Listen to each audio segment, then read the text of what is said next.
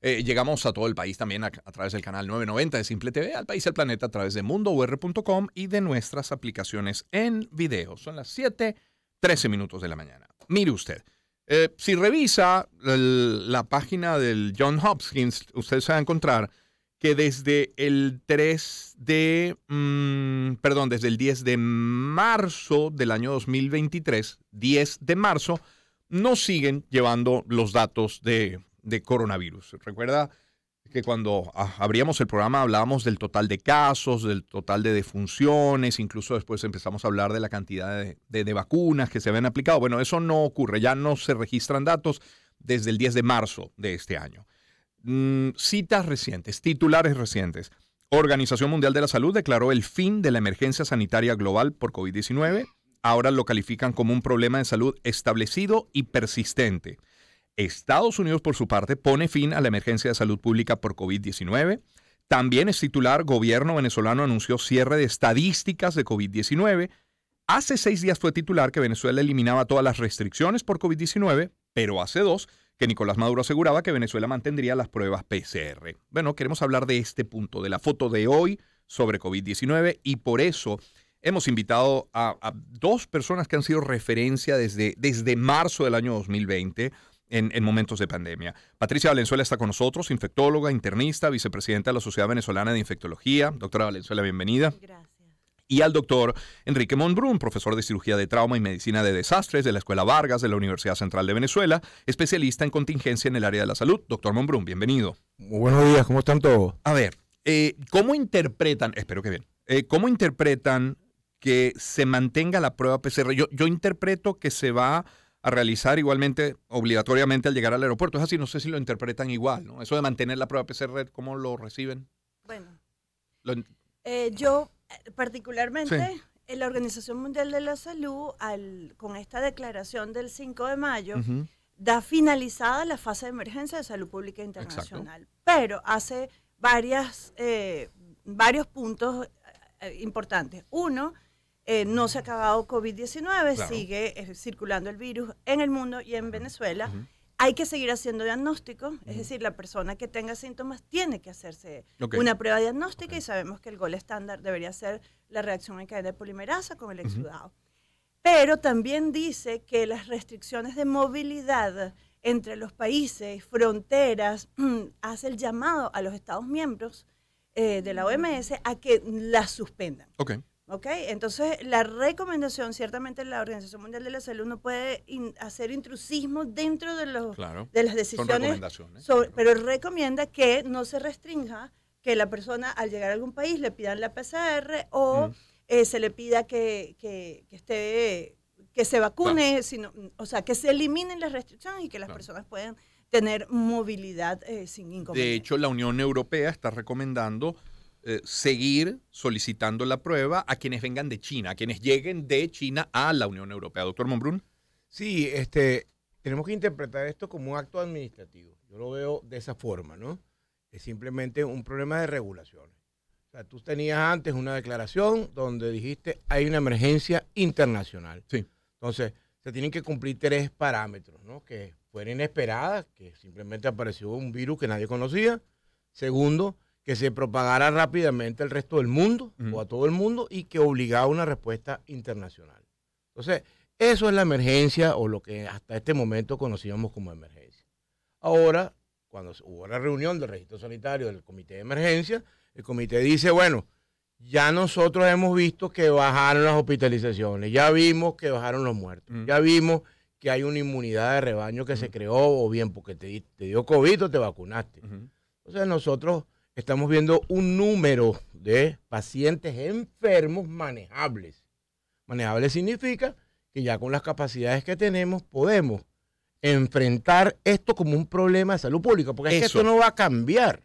Yo quiero, si es posible, la comparación. Cuando ellos hablan de un problema de salud, establecido y persistente es comparable con otra enfermedad. Con malaria, VIH, con dengue, no, con ni siquiera VIH. Con malaria, con VIH-Sida. Ok, VIH-Sida eso me imaginé ayer. tiene una particularidad. Se llama que se sigue diciendo que es una pandemia Exacto. que tiene 40 años Ujú. porque hay casos confirmados de VIH en todo el mundo. Eso. ¿Ok? Ya. Por definición epidemiológica, COVID-19 sigue siendo una pandemia. Ok. Pero no te colapsa el sistema Eso de salud. entiendo. Y por eso es una decisión administrativa. Cuando la OMS hace esta declaratoria de emergencia, es porque todos los recursos y todo el recurso humano y financiero debe ir dirigido a la atención de los pacientes con COVID-19, Claro. que colapsaron, dejaron países sin oxígeno, dejaron países sin camas de terapia intensiva, se enfermó el personal sanitario y había escasez de personal sanitario, además de los que renunciaron y dijeron yo no voy a seguir trabajando aquí. ¿Okay? Y colapsó y hubo escasez de equipo de protección personal. Entonces ya eso no va a pasar. Hay diagnósticos, los seguimos atendiendo, no son graves, afortunadamente. El riesgo de mortalidad, de morir, es inferior ahorita, pero se siguen diagnosticando casos. Claro.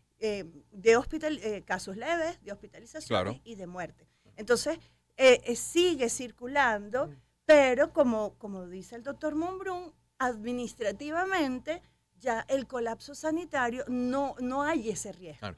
Incluso los laboratorios lo registran. Tenía yo una reunión hace un par de días en Grupo LED y estamos revisando lo que llaman un faro farmacéutico. Y entonces ya todos aquellos medicamentos que tenían que ver de alguna manera, o que la gente interpretaba que podían tener que ver con COVID, van bajando ya. Es decir, se compra menos alcohol que hace poco tiempo, se compra menos ivermectina, desapareció prácticamente, Bueno, la gracias a Dios. citromecina prácticamente ya no se compra, antigripales, que de repente era la primera respuesta de la gente, pues ha bajado también, va buscando ya su estabilidad, son los números normales prepandemia. Ahora, estamos conversando con los doctores Patricia Valenzuela y Enrique Monbrun. Si vamos a recomendaciones de ustedes como médicos, más allá de las posiciones de los estados, de los gobiernos, ¿qué deberíamos mantener? Doctora, la veo usted con su mascarilla, además con un portamascarillas muy lindo. Gracias. Claro, por razones obvias, está en centros de salud, está permanentemente expuesta a pacientes, pero ¿quiénes deberían hoy mantener el uso de las mascarillas? Inmunosuprimidos, por ejemplo, gente en transporte público, gente cuando va a un concierto, porque de distanciamiento y de aquel frenético lavado de manos ya nos olvidamos, ¿no? Sí, hay una exhortación. O sea, es que hay que estar claro. La epidemia, o sea, no la epidemia, la pandemia, la enfermedad sigue. La enfermedad está. La enfermedad sigue ocurriendo. Sigue produciendo muertos y hospitalizaciones. Lo que pasa es que lo hace en menor grado. Cuando se libera esto es porque se van a aflojar una serie de regulaciones. Regulaciones es que yo tenía antes la obligación de hacer los PCR sin costo. Yo tenía la obligación de entregar el Paxlovid, o sea, el medicamento, sin que la gente tuviera que adquirirlo y comprarlo. Las compañías aseguradoras tenían que flexibilizar una serie de cosas. Entonces, aquí hay unos asuntos básicamente de administrativos, de manejo, de presupuesto, de costo, de dinero. Pero, desde el punto de vista médico o desde el punto de vista clínico, ¿okay? Nosotros tenemos que seguir teniendo mantener las observaciones y recomendarle a la comunidad que las personas de alto riesgo, están clasificadas alto, medio, bajo riesgo, las personas de alto riesgo, que son las personas como yo, que somos 60 años o más, personas que tengan enfermedad con comorbilidad, que es diabético, hipertenso, o tiene alguna enfermedad, que es inmunosuprimido, ¿okay? Esas personas, las embarazadas, esas personas tienen que tener unas consideraciones. Los médicos, las personas de salud, o sea, yo creo que nosotros tenemos que seguir usando tapabocas en el hospital. Si yo voy a la clínica, ¿debería también ponerme? Yo creo que sí. Claro, absolutamente. Sí, o sea, particularmente, un chiste rápido, dime que eres infectólogo sin decírmelo.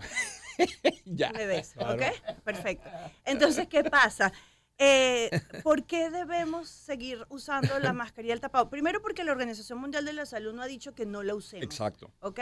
Segundo, porque hay que proteger a los más vulnerables. Y la pandemia ha circulado ese camino, ¿no?, de proteger al más vulnerable, que es el que tiene un sistema inmunológico debilitado.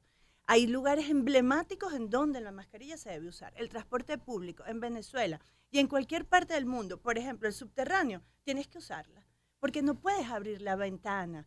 La ventilación se hizo sumamente importante en lo que se identifica la variante Omicron a finales de 2022. Se sabe que el recambio del aire en el sitio donde uno está es importante. Entonces, el transporte público hay que seguir recomendándolo, y en las instituciones de salud, todo el personal de salud, llámese por Organización Mundial de la Salud, desde el vigilante hasta el directivo, residentes, adjuntos, enfermeras. Vaya un feliz día de las enfermeras y al personal de enfermería, porque hoy es el día de las enfermeras y de los enfermeros, y tienen que usar la mascarilla. ¿Por qué? Primero, porque te tienes que proteger, y segundo, porque debes proteger al más débil.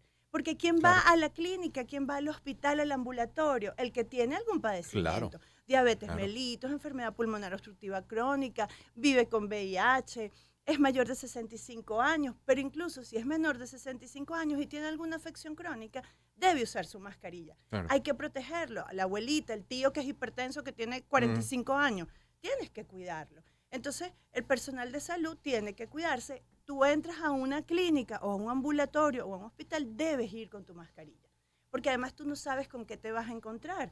Y COVID-19 tiene un subregistro importante, y además tiene una condición de persona que tiene COVID-19 y está asintomática, no tiene síntomas.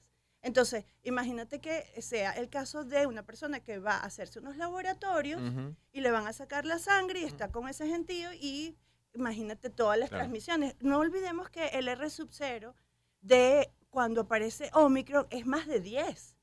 ¿Ok? Es decir, una persona que tenga COVID-19 va a infectar a 10 o más de 10 personas. Así es. Entonces, eso todavía no hay que dejarlo de lado, eso hay que mantenerlo presente, porque hay que cuidarse para cuidar a los demás, a los seres queridos, a los colegas, a los amigos, a los vecinos. Sin embargo, el mundo va en su dinámica, y esos son, como yo digo, esos son las verdades, pero no son las realidades, que son cosas diferentes.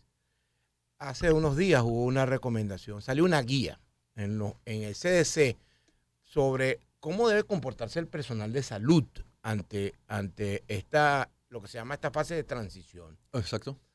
Y dejan abierta la opción del uso de la mascarilla. Fíjense, ¿sabes? Dicen, no necesariamente su proveedor o su empleador lo obligará a usted a usar la mascarilla, y quedará en su decisión, ¿okay?, si usted la usa o no. Ni siquiera hacen la recomendación de usarla. El empleador no está obligado, a obligarlo a usted a que se la retire o a que no la use. Exacto. O sea que le deja la conciencia de esa persona el uso de. Y eso yo creo que es el gran mensaje que tenemos que dar. Sí, pero sin embargo, en Canadá y en algunos estados de los Estados Unidos ha habido protestas por el personal de enfermería y el personal médico, porque dice, el eslogan es: la máscara salva vidas. Claro. ¿Ok?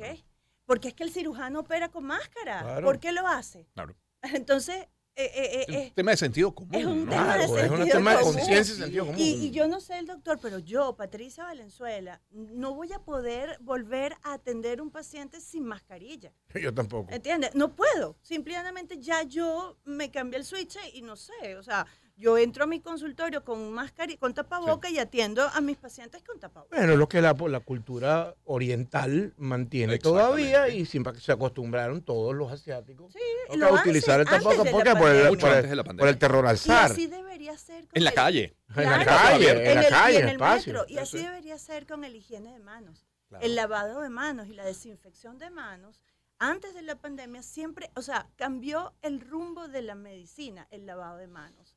Y lo habíamos dejado de lado. Y eso hay que mantenerlo aun cuando la emergencia haya finalizado. Bueno, ese es la digamos que el gran aprendizaje del COVID. Hay dos comentarios que me quedan en esta conversación. La doctora Valenzuela acaba de decir, el rumbo de la medicina.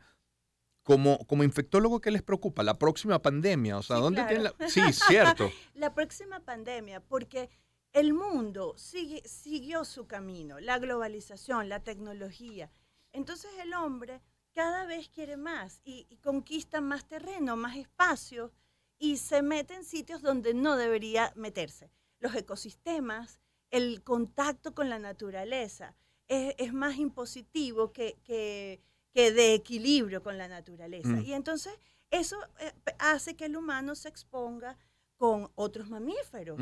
Y bueno, tenemos, por ejemplo, la gripe aviar H5N1, que empezó en aves silvestres y aves de corral y se ha transmitido en diferentes mamíferos. Si tú en eso introduces al hombre, corres el riesgo de que lo que sucedió con H1N1. Se mezclan los virus, mutan, se conjugan y salta especie y llega el hombre. Entonces, esa interacción con el ecosistema, con el cambio climático del hombre en el mundo, es un problema. Claro, la conectividad es hoy mucho mayor que hace 100 años, por ejemplo. Y tenemos que reflexionar al respecto. Y la otra cosa importante, y por supuesto estamos pendientes, influenza es un virus sumamente cambiante. Y estamos alerta porque bueno, es lo que seguramente va a venir. Las pandemias, y creo que eso te lo comentó Julio Castro en su momento, el tiempo se acortó entre una pandemia y la otra. Entonces, eso, ¿por qué va a cambiar? Bueno, solo va a cambiar si nosotros cambiamos, porque si no, bueno, esperaremos. Por lo menos en Pox también dejó de ser una emergencia de salud pública internacional declarada ahorita por la Organización Mundial de la Salud, y eso también es bueno. Claro. Doctor Monbrook tocaba un punto interesante que además es una reflexión que hemos hecho todos, de manera individual o colectiva, y es el aprendizaje que nos dejó la pandemia. ¿Qué aprendimos? ¿Qué desaprendimos con la pandemia? Y una de las cosas es que, bueno, la verdad, viendo el vaso medio lleno, también alguna mejora en el sistema de salud, porque por la vía de algunos acuerdos, también hoy algunos hospitales en Venezuela cuentan, por ejemplo, con una planta eléctrica que antes no tenían, ¿no? También es herencia de la pandemia. Cosas buenas, cosas malas. Yo diría que el gran aprendizaje es, uno, por fin entendimos que teníamos que prevenir lo que se llama las enfermedades por patógenos respiratorios. Pues nadie le paraba la influenza. ¿Quién se ponía una mascarilla en una epidemia de influenza? Y se transmite igual. Bueno, los infectólogos, pero los cirujanos y el resto, nadie tenía esas medidas. Eso lo recordamos y lo aprendimos. Hoy lo internalizamos. ¿Ok? Sobre todo el tema, lávate las manos. O sea, eso lo hacemos desde que nos enseñan a nosotros a estudiar medicina. Lo que pasa es que no todo el mundo lo hacía porque lo consideraba rutina. Es el mismo problema del cinturón de seguridad cuando la gente se lo coloca en el vehículo. Claro. Sabemos que previene la muerte, pero la gente, no todo el mundo se la coloca. En este caso, no todo el mundo se lava las manos, incluyendo los médicos o el personal de salud, porque no tiene agua, porque no tiene estación. Entonces, hay una conciencia nueva, ¿no? Donde de este lado se exige. Segundo, desde el punto de vista de medicina de desastre, ahora hay preparativos. Ahora hay plan. La gente entiende lo que es un plan. La gente entiende que hay que planificarse, prepararse. Prepararse significa enseñar a la gente, aumentar las capacidades, identificarlas, plantear escenarios, porque son los escenarios que vienen, cómo lo vas a enfrentar o cómo no, cómo va a ser tu implementación, cuáles son tus centinelas, etcétera. O sea, hay una respuesta que ya practicaste, te fue mal, te fue bien, fracasaste, aprendiste, pero es una respuesta. El mundo ya está preparado, ¿ok? Básicamente, bueno, o lo intentas, bueno, tú le costó 7 millones de muertos. 8, ahí está, mira, le costó un poco tengo abierta muertos. la página del Johns Hopkins y hasta el 10 de marzo, es decir, en 3 años, un poco más de 3 años, de acuerdo a las cifras del Johns Hopkins, 6.880.955 fallecidos. Nos vamos para las epidemias anteriores y bueno, si tú te pones a ver, no fue bien. Sí, exacto. O sea, claro. Si tú te pones a ver, no fue bien. Respondimos rápido. Porque no fue bien, porque las otras eran 40 millones de muertos, 50 millones de muertos. Claro. Y aquí son 7 millones, lo controlamos. Segundo, o tercero, o cuarto. La investigación. La investigación vino a aportar. ¿Qué significa aportar? Que, señores, en un año tuvimos una vacuna. Tuvimos un pocotón de vacunas que se hicieron. O sea, para enfrentar un problema que su solución principal era ese, ¿no? Era no esperar la inmunidad de rebaño producida por la enfermedad, sino utilizar un instrumento que nos permitiera evitarlo. Y vamos por los bivalentes y nos fajamos contra el Omicron y eso, mira, eso impactó en una forma importante. Doctora Valenzuela, ya para terminar, si todavía hoy hay algo, que los hay, por supuesto, negacionistas, ¿qué decirle? Bueno, fíjate, las vacunas han salvado vidas a lo largo de la historia de la humanidad. Sí. Y en esta oportunidad no fue diferente. El desarrollo de las vacunas contra COVID-19 se hizo en un año. Se han colocado más de 10.000 millones de dosis en el mundo. 13.338 millones de dosis. Más de 10.000 dosis se han puesto y los efectos adversos han sido muy pocos, identificados, estudiados y relacionados. Y cuando lo pones en una balanza riesgo-beneficio, siempre va a ser un beneficio vacunar a la persona. También entendamos que el que no está vacunado tiene 17 a 20 veces más probabilidades de hacer formas graves de COVID-19, de hospitalización y de morir. Sí. ¿Ok? Eso está medido, eso es así, eso es evidencia científica. Y la verdad es que el rumbo de la pandemia cambió en el momento que llegó la vacuna. En la actualidad, bueno, tenemos una serie de vacunas de primera generación, se sigue estudiando, tienes la bivalente y se sigue probando a ver si podemos tener una inhalada. Claro. Entonces, yo creo que eso definitivamente es evidencia importante. Yo siempre decía que la pandemia era como un maratón, 42K. Había que distribuir los recursos, los insumos, las emociones para poder llegar al final y que lleguemos todos completos. Sí. El grupo familiar completo, las comunidades completas. Y bueno, lo hemos hecho porque a pesar de los que niegan los beneficios de la vacuna, la evidencia, el día a día te dice lo contrario. Sí. Entonces yo creo que ahorita hay que completar el esquema de vacunación del grupo familiar. Hay que seguir vacunándose. Eso es. Doctores, yo les quiero agradecer, no por este espacio, no por esta media hora del día de hoy, por 3 años. 3 años que les tuvimos a monte, dicho muy coloquialmente, que fueron nuestro faro, nuestra referencia, ustedes, Julio Castro, la doctora Flor Pujol, o sea, tantos a quien agradecer en estos 3 años. Y seguramente volveremos a hablar de COVID, en otros términos, pero seguramente volveremos a hablar de COVID. Gracias a ambos. Gracias a ti. Y de otras epidemias. Sí. Sí. Las sociales, nadie toca las epidemias sociales. Eso. Vamos, es Patricia Valenzuela, infectólogo internista, vicepresidenta de la Sociedad Venezolana de Infectología, y el doctor Enrique Monbrún, profesor de cirugía de trauma y medicina de desastres de la Escuela Vargas de la UCB, especialista en contingencia en el área de salud. Identificamos. Enlazando